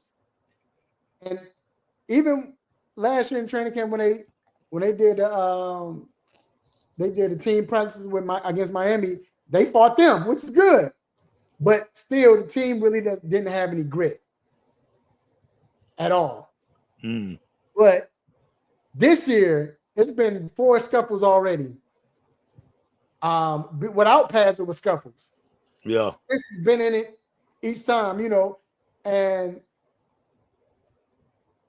it's getting to the point now, and you hear the players say it, yo, that's what we need. Even the player he went after, they was going at it, and they was like, yo, this is what it is. It's good. We competing. You're gonna do that. Nothing wrong. We competing. But at the end of the day, once we leave, we all family. Yeah. So to see him fight like that, and he drew a holding play the other day of Jake Matthews, which is great. The fact that Jake Matthews had to hold him, that let you know something. Jake Matthews gave him his props too. Yeah. Said, oh yeah, this guy is good, whatever. But he's a breath of fresh air. Leonard Floyd says he loves him, and he said need a throw. Yeah, you need that, man, and that's what he's bringing. That grit, that playing hard every practice. But also, it's not just him; it's Brick. Brick then brought this attitude to where they talking mess, and offense don't like it. They get in their heads, man. Ellis got into it with one of the receivers, and it's really the offensive players getting mad and upset, and because they chirping, defense chirping, like just chirping. That didn't happen last year, not at all. He from I think he's from Charlotte. I think Pierce is from Charlotte. Ain't that right, Mason? Yep. So I from the west side of Charlotte too, baby. That's what you notice so far as Pierce. Players and coaches love him. The other thing is Falcons don't know, bro. They are blessed. The fact that, I know it's the second string or whatever, but at least with the Falcons, your ones go against the twos and the twos go against the ones. And most teams do that.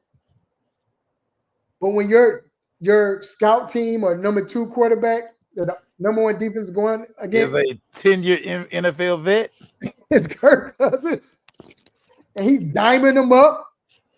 And Ellis said, man, I asked him about that. And Ellis like, yo, it's so beneficial. Like, this dude, he killing us. Quick hits. He's like, after the second practice, he said they had him thinking like, yo, what are we? he killing us. Like, yo, we don't bring out A game. He playing like it's he's playing like it's in the middle of December right now, and we're still in training camp. So that's going to get the defense so ready and playing at a high level because your scout quarterback for the most part is Kirk Cousins, who still can play. Who still like that? You just don't know that way. Yeah. And then the two players are standing out right now because really nobody is standing out like that. Penix is don't making some plays, but then he'll throw high sometimes, whatever. Drake had his usual bad training camp day, but for the most part, he's been playing well. But it's been Trice, linebacker Trice. Players have been hurt, and then Helen, the safety Helen. Can't throw it across the middle with him right there. He gonna blow it up. Pick it off every time. Blow it up, pick it up, whatever. He's been. How has the DN from Georgia been looking so far? He hadn't played the last two practices. Okay. He's been out the last two practices. But when he was playing, he was all right. He looked like he was trying to get it. He hadn't stood out. Like Pierce starts standing out practice number 3 and 4. That's when you start seeing him like, and then they switching him. They putting so when he was playing left end or playing outside linebacker on the left side, then he'd play outside linebacker, the weak side, then he played the strong side, So they've been switching him, just trying to see what he's been doing. So he's been playing good. Ellis is beasting like normal or whatever, But for the most part, man, that's been it. The center that replaced Dahlman, he looks pretty good. Okay. Looks like a good fit. And the offensive line has been controlling the defensive line. Now, what I will say is what's different is you don't see as many sacks, and Brick is bringing that blitz. Like, you didn't even see that in training camp last year like that. Brick has been throwing the wolves at him as far as blitzes, and the offensive line has been holding up. So that's been good. That's been real good with the Falcons. So you see the little improvement and everything. It is a difference from last year. Like I said, mainly it's the grit. It's the chirpiness, it's the attitude, especially with the defense on the defensive side, which is what you want. But again, if Brick is your defensive player, because Jimmy Key was too laid back, man. Just real. So Jimmy Lake. I'm sorry, Jimmy Lake. My bad, Jimmy Lake. Marlon say how Kobe Bryant look. He hadn't played yet. He hadn't practiced yet. Okay. So he just got activated yesterday. So okay. So we'll see him. We'll see him tomorrow. Hopefully he don't do individuals, but we'll see him tomorrow. So yeah, I can't wait. That's my CTV. But that's what I got on the Falcons so far, man. And like I said, we'll see what happened. Terry did say didn't. He talked about Kirk and he didn't make it. He basically was like, he's professional, and he didn't say, he's here and he didn't say that. He was kind of was like, yeah, we're gonna look, we still gonna see what's gonna happen, and we're gonna do what we need to do to make this team better. So it's on the table that they want to trade him if they can, if they can. But if not, I feel like they don't mind keeping him. Yeah. So, yeah, man. I mean, listen, it's a with Kirk, hell of a bargaining chip in case somebody needs a quarterback. I mean, listen, quarterbacks are a commodity. They are a commodity. A guy who can walk in to your building and immediately run your offense. Mm-hmm. Dude, I mean, that's a blessing. But for the Falcons, they have to, make sure because I know what's my guy from Heard County? What? Went to Florida. Went back. You got Stick. Stick is there. Stick is like the third. Easter Stick. Yeah, Easter Stick is there, but the black guy, number 15. Yeah, man, went to Florida, went to Arizona State. Emory Jones. He hadn't really got any reps like that. Of course not. He had reps the second practice at the end. They were like, they threw him in, but and they probably got him now when you got athletic quarterbacks, let him run the athletic quarterback plays. he might do the scout. Yeah, he might be Yeah. on the scout team. Get Yeah. but yeah, But having Kirk, listen, that's a great problem to have. And again, if it comes down to a team need a quarterback, the Falcons hit a team over the head. Hey, we need this, and this, and if y'all don't get that, then we out. Yeah, we keep them. That's Yeah. simple. It's plain and simple. What are your other training camp or interesting teams to follow right now in training camp? Like, it's been fun to keep up with the Cleveland Browns. Of course, everything is centered around Shador, and you hear he's getting 3 to 4 reps, but social media team make sure that Shador is on the social media every day. I've been keeping up with Jacksonville. Of course, I want to keep up with Travis. But one of the interesting stories coming out of Jacksonville is people are starting to turn on Trevor Lawrence. And you got a new coach who he didn't draft Trevor, even though Trevor got that money. It's just crazy because we were told that Trevor was generational. Even though y'all know I hate that word, I think everybody generational talent. Hell, in my job, I'm a generational talent, y'all. I mean, we all generational talents. Yeah, we all think about it. Thrown around too loosely. But the chatter in Jacksonville is like it's now or never for Trevor. Again, you got a new coach, you got a kind of new front office.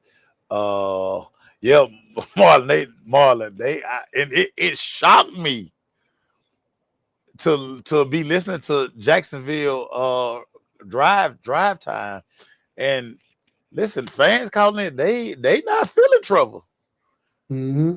So I mean, Trevor is something to keep your eye on.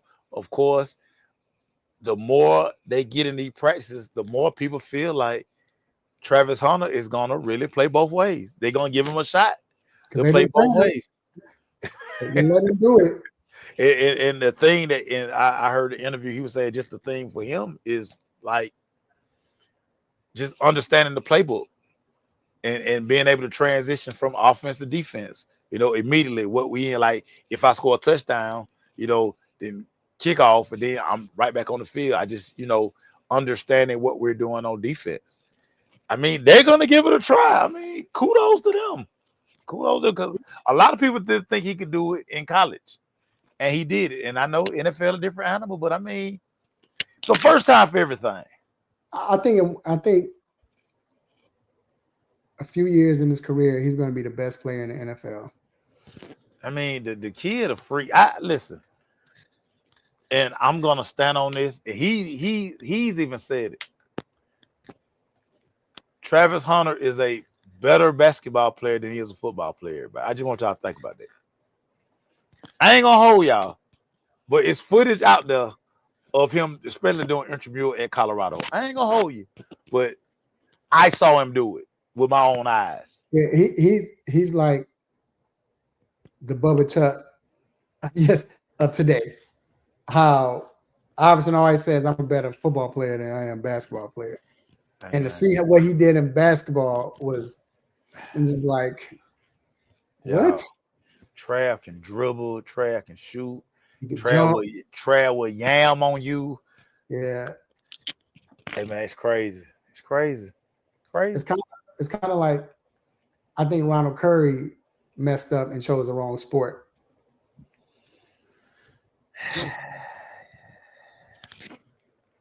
I think he chose the wrong sport. I think he chose the wrong position. That too. Because he became a you realize, I mean, we knew he was a freak athlete. We knew that.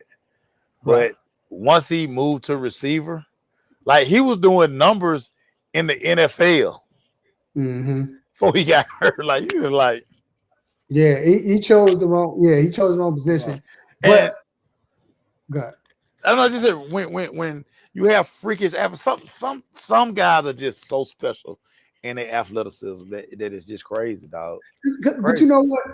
Before we can move on, because I want to talk about Las Vegas real quick. But you have, it's like, because in Pee Wee, Pee Wee, 8th grade, almost even high school, before you get in high school, you always, middle school, whatever, and then you always put your best player as a quarterback. So when you put your best player as a quarterback, now, because he has an arm and he can run and all of that, he can play football. Let's put him as quarterback. So now you play him as quarterback because he played point guard. It makes sense. And he plays quarterback in college and all that. But like you said, same thing with Terrell Pryor. If Terrell Pryor would have played his whole career as wide receiver, and I know we don't like that, but sometimes it needs to. That's what it is. Yeah. Like Terrell Pryor to me wasn't. I never saw in Terrell Pryor that he was at quarterback. I didn't see it in college. Well, I think he picked the wrong school and got in the wrong system because what they were asking him to do, he wasn't that. I'll agree with that because Ohio State. I'll say before. What's the dude that took over that year when they won the championship? Oh, Cardale Jones. Before Cardale Jones, they didn't have a quarterback. They had Ohio State quarterbacks. Now I thought Troy Smith could have been if he would have got hurt and would have got a chance. I thought Troy Smith was nice enough, but you think about their quarterback, they were all college quarterbacks. Yeah, that's what Terrell was too. Yeah. But like you said, if he didn't win a different system, maybe he could have played quarterback. Yeah, they didn't because he was too big to be running that offense. You asking a 6'6" guy to take them kind of hits? No, man. Because if he played wide receiver, I think he would have been nice. Yeah, he was starting to figure it out, right? Yeah, Marlon, he was starting to figure it out. I think had he gone to a different school, I think they could have honed his core because he could throw, throw on the run. He had nice skill set at quarterback, but asking him to run damn zone read at 6'6" is like retarded. Like, what what are we doing? Yeah, but that's the Ohio State football back then. They don't care about quarterbacks. So that's what it was. Las Vegas. Christian Wilkes. Crazy. You heard what Matt Crosby came on and said, right? Yeah, I saw Matt Crosby. I'm saying we got to remember this is the same guy that was digging in that dude butt when he was at Clemson in a pile. So it's a plethora of it's so many instances. So when I saw, I wasn't shocked. I'm like, we have a laundry list of crazy stuff that he's done. Like, something wrong with this dude. Yeah, it's something wrong with him. And they were like, he got to go. The be in showers and trying to have kissing things. And whether you think it's funny or not, it's not cool, dog, to do that. I don't care if it is. Wrong setting, big dog. Wrong setting. No, wrong environment to be doing that. Yeah. So, but let me ask you, for what he was doing, because I know you're trying to be funny, whatever, but what he was doing, do you think if he was another player of a stature, different stature,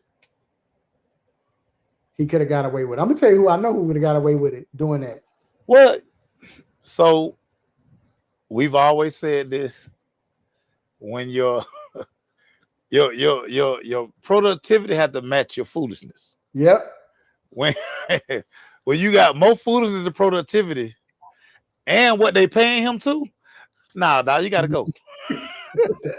you gotta go. Because like you said, if this had been Max Crosby doing this, we'd never known about it. We'd never known about it. You know who did worse? Shaq.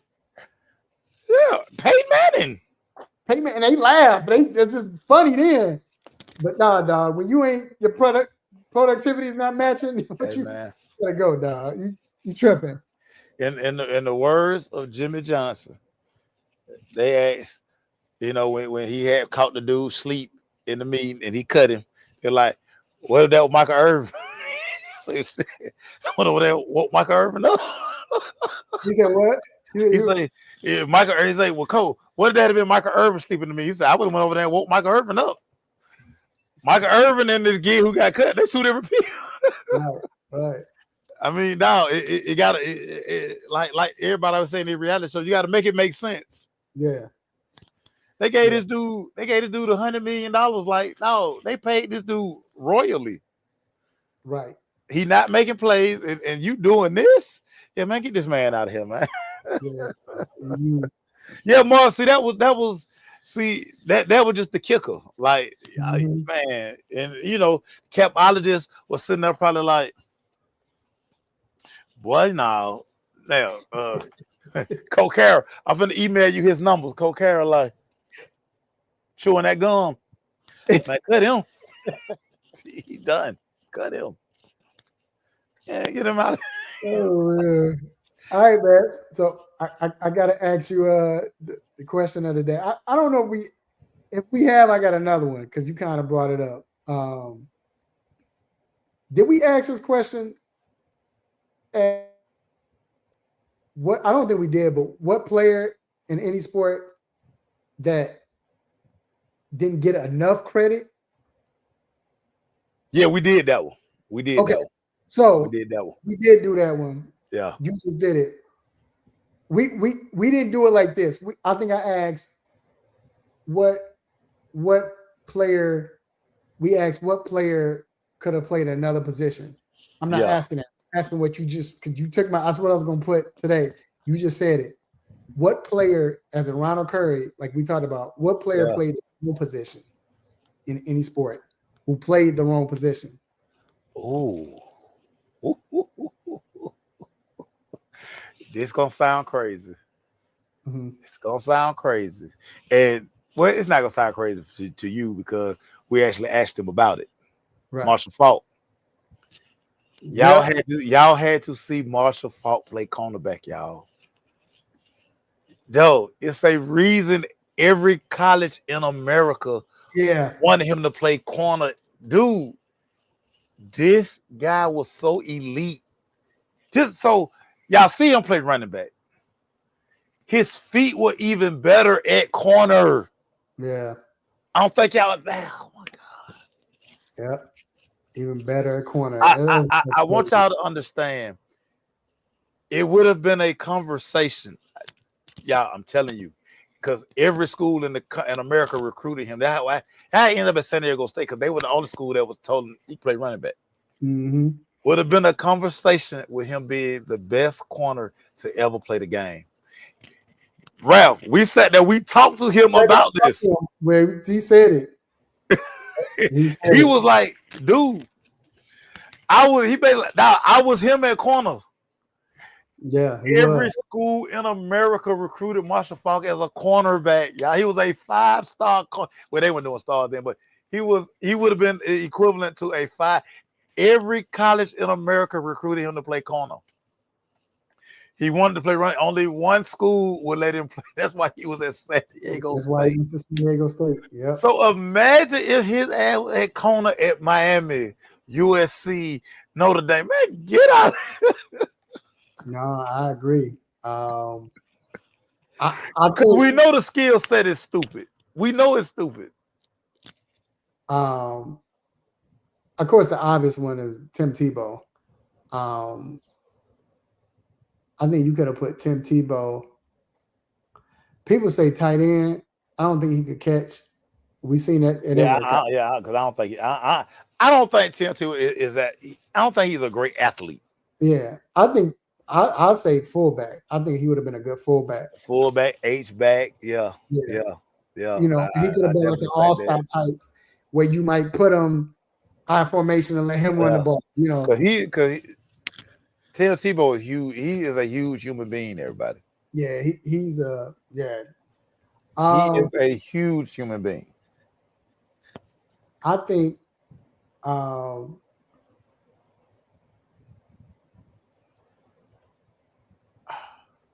at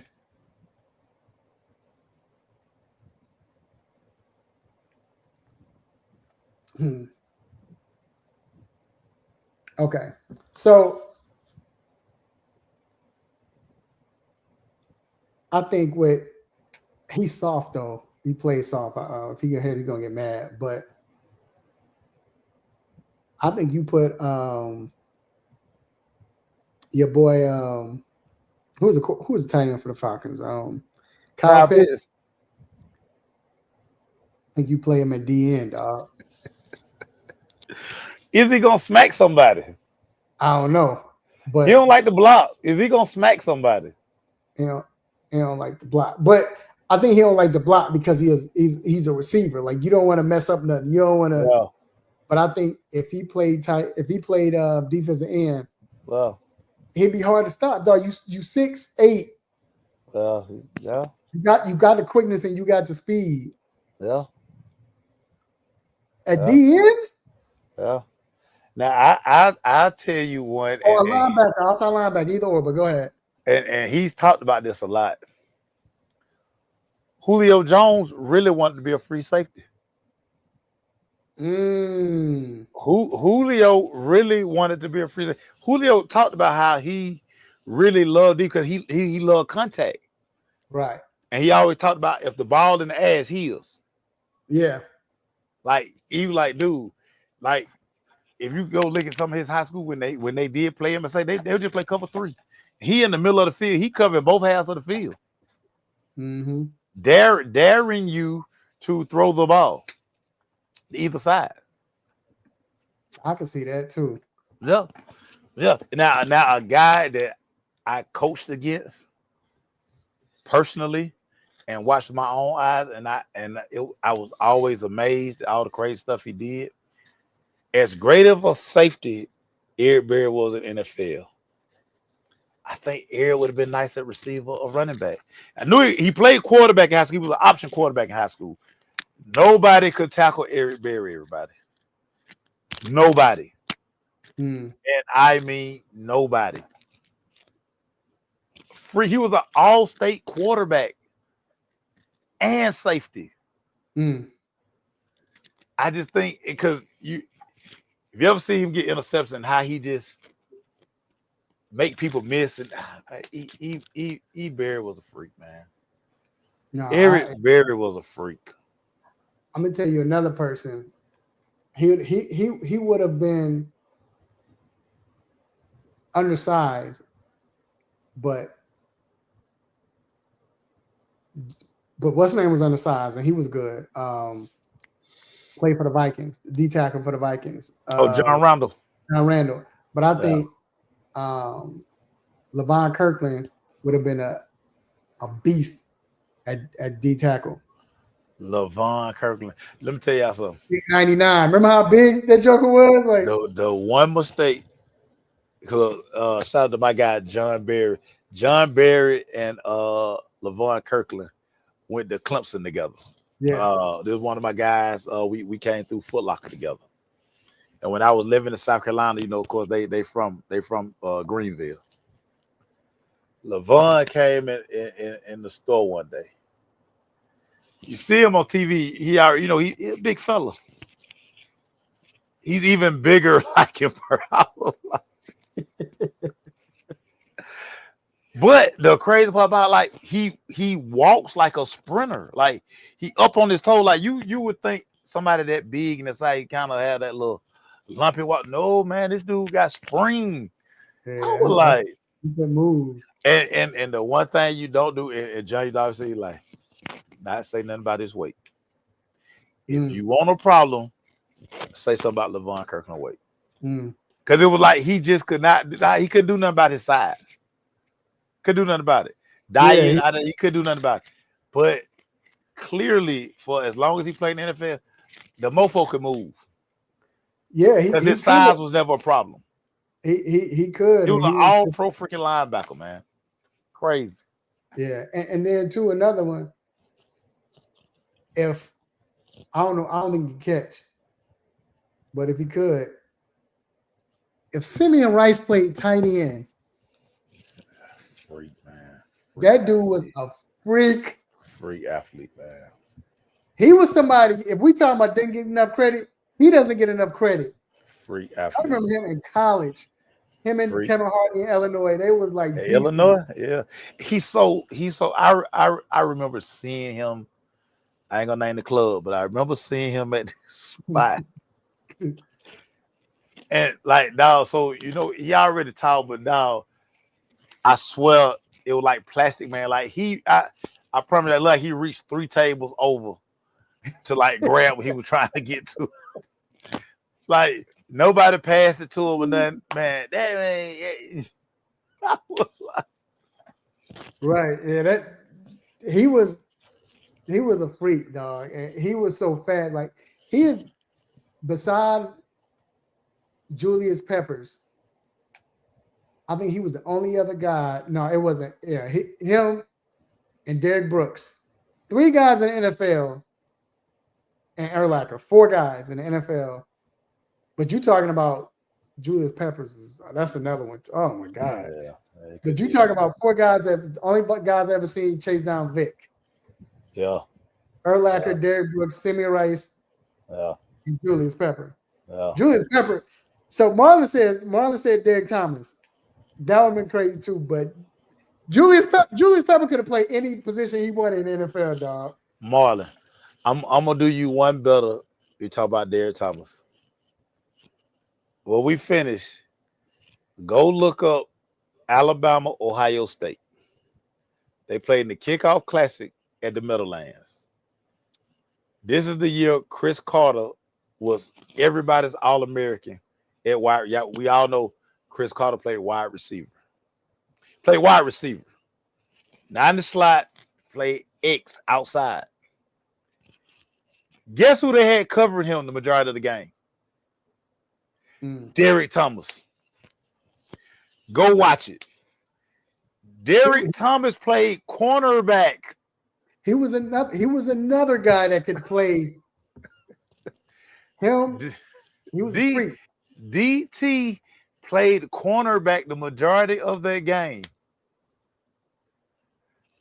Unbelievable. I was like, dog, a 6'4", 250-pound, 5-pound linebacker is playing cornerback against the best wide receiver in college football at the time. Yeah, that's crazy. Yeah, that's crazy. Freak athlete, dog. Freak. Going back to Julius, though, I don't think it's been any other player in the NFL. Now, I mean, the fact that you got him playing, you got Travis playing both, that's crazy. But I don't think it's been any other player that's been more of a freak than Julius Peppers. Julius Pepper was crazy, dog. The stuff that he would do, and that joker was like 6'9", dog. This what was even crazy about Julius Pepper, because when you always hear guys play football and basketball, receiver, corner, you know what I'm saying, running back. Yeah. Fucking DN, man.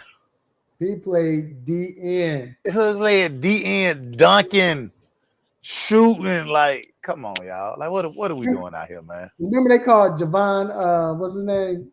Dude from Tennessee. Javon Curse the freak. Javon Curse the freak. He was a freak, but not. Nah, he was just a freak because of the way he was physically built. Yeah, built right. Like he was just like y'all when God tells certain people they eat, like Javon Curse, you got the perfect body. Yeah. Long arms, long leg, and you coordinate. Yeah, Come on, dog. Right. But Peppers, yeah, fast catch. And I remember he'd be blocked and he'd jump up and catch the ball. Like, that's why I think he could play tight end, dog. Man. Or he could play any position he wanted to. When guys, because it is crazy, guys don't usually get the nickname the freak. So yeah, like Randy Moss was the freak. Yeah. You can go find 20 guys who's 6'4", 205. Right. None of them are gonna be as coordinated as Randy Moss. To see Randy Moss run is crazy. To hear fast people talk about how fast Randy Moss was, it's crazy. Mm-hmm. That's And still that play on Thanksgiving when he was playing against Dallas his rookie year, and he caught the ball and he caught the ball, broke the tackle, juke dude, and he was running the sideline and he stopped, and then he just ran past him, and I just knew dude had. I'm looking like, dude, bro, I remember I was looking at that like, yo, how do you do? Like he just Randy ran Moss past him was and it was. Randy Moss was run out of anger. Dude, Peter Warwick says this all the time. He says this all the time. If Randy Moss don't get in trouble at Florida State, y'all might not know who I am. Mm-hmm. I agree.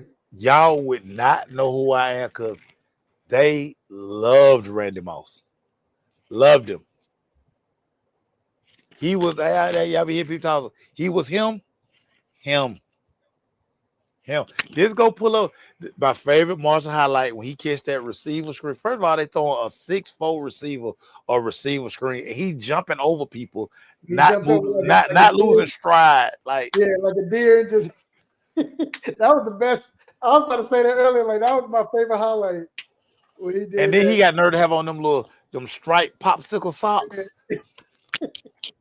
Man, come on, man. Like that's unfair. Like no. Like what are we doing, man? Now my dude Batman, Ahmad Carroll. Bat tell like the funniest Randy Moss story. He was like when Bat rookie year, when Bat was in Green Bay, playing Minnesota. Now, Bat legit fat. Bat held a state record in 100 for almost 20 years. Somebody finally broke it like a couple years ago. Mm-hmm. So Bat fast. So Chris Carter and Randy Moss kept trying to confuse the Green Bay defense. So he like Randy Moss would just stay in the huddle and then left corner, right corner, then he'll pop out. Right. So they finally caught Batman on Randy Moss. He said, as soon as Randy broke, he say, Dante, we got him. So Bat say he like, are they ready for the try me? Randy come out the lines. Bat say, get it fade. He say they even for about 10 yards, and then the ball go in the air. He said, "Now, you would think I ran 4.9. Bat ran a 4.3 flat at the combine, and then ran like 4.25 at his pro day." He said, "Dog, it looked like I ran a 4.9 when the ball was in the air." How Randy pulled away from. That's what what's the name said that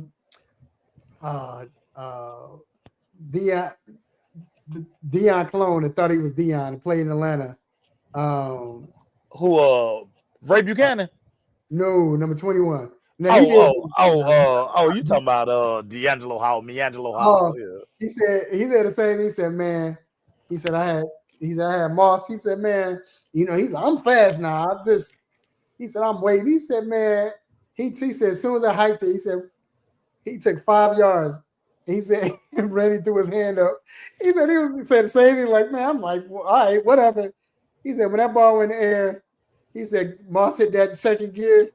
He said, next thing you know, dog, he said, when you be trying to run and your arms be flailing because you about to fall.